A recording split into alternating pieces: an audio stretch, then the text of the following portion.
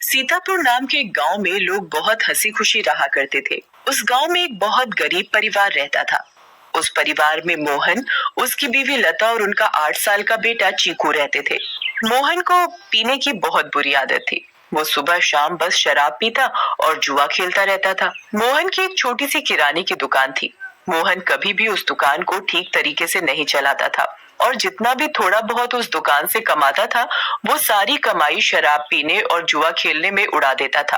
वो रोज शराब पीकर लता को मारता था और उसे घर चलाने के लिए कोई पैसे नहीं देता था। एक रात लता और चीकू भूखे बैठे थे क्योंकि घर में खाने के लिए कुछ नहीं था। वो देर तक मोहन का इंतजार करते रहे। अचानक दरवाजे पर खटखटाने की आवाज आती है। माँ, लगता है पापा आ गए। वो जरूर हमारे लिए कुछ खाने को लाए होंगे। हाँ बेटा, अब हम सब मिलकर पेट भरकर खाना खाएंगे। लता जल्दी से दरवाजा खोलने जाती है। जैसे ही वो दरवाजा खोलती है तो देखती है कि मोहन के दोस्त मोहन को पकड़कर खड़े हैं और मोहन नशे की हालत में है। अरे भैया, इतनी रात को आप लोग?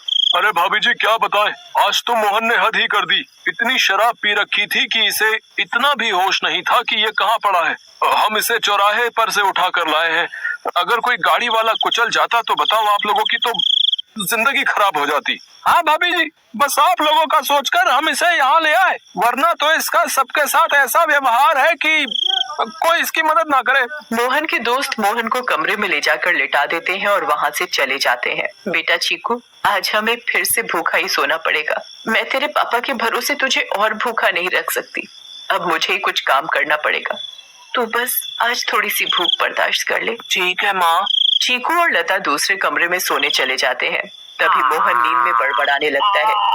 थोड़ी देर बाद मोहन को होश आता है और वो खुद को अपने घर में पाता है।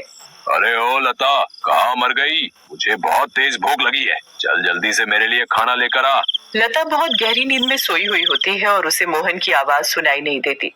मोहन 4-5 बार आवाज देता है पर लता नहीं उठती। मोहन गुस्से से लाल हो जाता है और कमरे में रखे एक मोटे से डंडे को उठाता है और दूसरे कमरे में जाता है जहां लता और चीकू सो रहे होते हैं। वो डंडे से लता को बुरी तरह पीटने लगता है।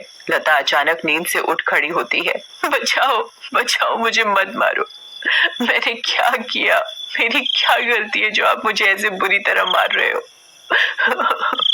मैं आधे घंटे से आवाज दे रहा हूँ कि मुझे खाना दे दे और तू यहाँ घोड़े बेचकर सो रही है, हैं? ऊपर से मेरे साथ जुबान लड़ा रही है।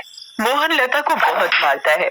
आवाज सुनकर चीकू भी नींद से उठ जाता है। वो अपनी माँ को बचाने की बहुत कोशिश करता है पर मोहन किसी की नहीं सुनता और लता को बहुत मारता है। अगली सुबह जब लता उठती है तो उसे बाहर कुछ शोर सुनाई देता है। वो बाहर जाकर देखती है तो लोगों की भीड़ लगी होती है।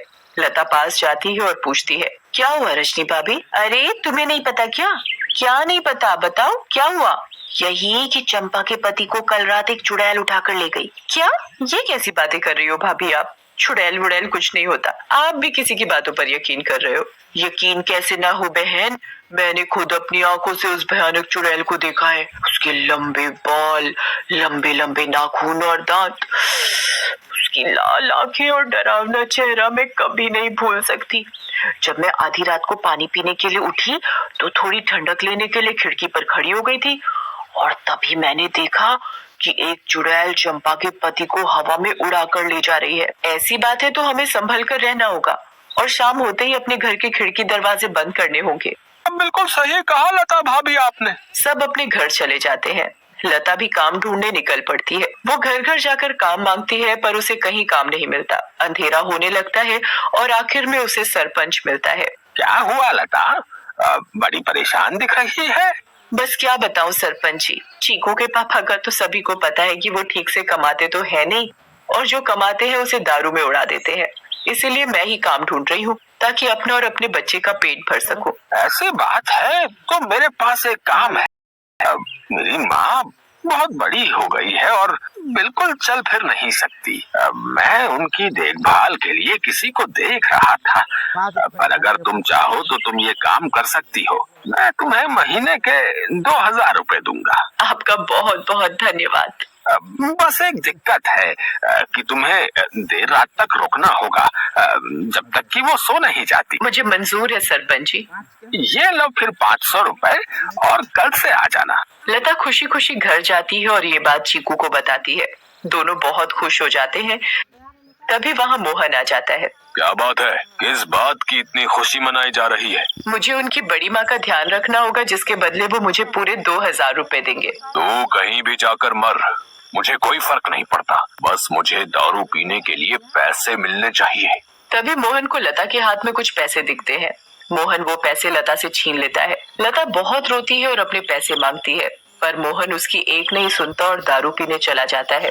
लता उन पैसों में से कुछ पैसे अपने पल्लू में पहले से ही बांध लेती है, जिसका वो घर का राशन ले आती है। उस दिन लता और चीकू पेट भरकर खाना खाते हैं, चैन की नींद सोते हैं। दूसरी ओर चुड़ैल का आतंक शुरू हो जाता है। वो आसमान से आती है और गांव वालों के घरों के ऊपर उड़ती रहती है। वो कभी किसी के घर के ऊपर तो कभी किसी और के घर के ऊपर अपने शिकार की तलाश में उड़ती रहती है। अब मैं अपना शिकार करूंगी। किसको लेकर जाऊं आज अपने साथ? किसको? बहुत देर तक चुड़ैल को कोई दिखाई नहीं देता। लगता है इस गांव के आदमी बहुत चालाक हो गए। अब इन्होंने रात को निकलना ही बंद कर दिया।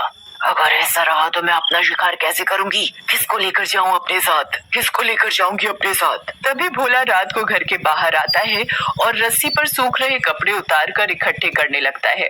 चुड़ैल की नजर भोला पर पड़ती है। मेरा शिकार। चुड़ैल भोला पर हमला करती है। वो उसे एक हाथ से पकड़ती है और अपने साथ हवा में उड़ाकर ले जाती है। बचाओ बचाओ, मुझे छोड़ दो, जाने दो मुझे। तू तो मेरा आज का शिकार है, ऐसे कैसे छोड़ दूं? तभी भोला की बीवी बाहर भोला को देखने आती है। उसे भोला घर के बाहर कहीं नहीं दिखता, पर फिर उसकी नजर ऊपर जाती है और वो देखती है कि चुड़ैल उसके पति को लेकर जा रही है। रेखा ये सब देखकर बेहोश ही हो जाती है और सुबह जाकर उसे होश आता है। होश आते ही वो अपने पति को हर तरफ ढूंढने लगती है, पर वो कहीं नहीं मिलता। वो यहाँ वहाँ पागलों की तरह भागती है और चिल्ला रही है। तभी गांव के लोग इकट्ठे हो जाते हैं। क्या हुआ रेखा भाभी? अगली सुबह जब लता उठती है तो उसे फिर से घर के बाहर कुछ लोगों का शोर सुनाई देता है। लता बाहर जाती है। क्या हुआ रजनी भाभी, आज किस बात का शोर हो रहा है? अरे लता, कल रात चुड़ैल रेखा के पति को उठा कर ले गई। रेखा का तो रो रो कर बुरा हाल है। बेचारी रेखा भाभी। पर मुझे ये समझ नहीं आ रहा कि वो चुड़ैल हर रात किसी के पति को ही क्यों उठा कर ले जाती है। सही कहा लता भाभी, हमें इस बात का जल्द से जल्द पता लगाना होगा। सभी लोग मिलकर एक तांत्रिक के पास जाते हैं और सारी बात बताते हैं। मैं अभी पता लगाता हूँ कि ये चुड़ैल चाहती क्या है। ओम ह्रीम क्लीम चामुंडाय विच्चय नमः। ओम ह्रीम क्लीम चामुंडाय विच्चय नमः। तांत्रिक ध्यान लगाता है और उसे वो चुड़ैल दिखाई देती है। ये कोई साधारण चुड़ैल नहीं है, बहुत खतरनाक चुड़ैल है। इसे कब्जे में करना या खत्म करना मेरे बस की बात नहीं। पर हाँ, एक बात मुझे पता चली है, ये बस आदमियों को ही नुकसान पहुंचाती है। इससे औरतों या बच्चों को कोई खतरा नहीं और इसकी शक्तियां रात को ही काम करती है। दिन में ये हम लोगों की तरह एक मामूली इंसान जैसी बन जाती है। बस मैं अपनी तांत्रिक विद्या से इतना ही पता लगा पाया हूँ। सब लोग अपने अपने घर चलने लगते हैं। तभी लता बोलती है, मेरे पास एक सुझाव है, अगर वो काम कर जाए तो। वैसे आप लोग मेरी बात सुनकर हंसेंगे, पर इसके अलावा कोई और तरीका नहीं दिख रहा इस चुड़ैल से बचने का। भाभी आप बताओ तो सही, पता चला अगला नंबर मेरा ही है। मैं अभी मरना नहीं चाहता। अंधेरा होने के बाद अगर सभी आदमी औरतों का भेष बनाकर रहे तो वो चुड़ैल किसी भी आदमी को औरत समझकर नहीं लेकर जाएगी। लता की बात सुनकर सब हंसने लगते हैं, पर बाद में सबको लता का ये सुझाव सही लगता है और सब अपने अपने घर चले जाते हैं।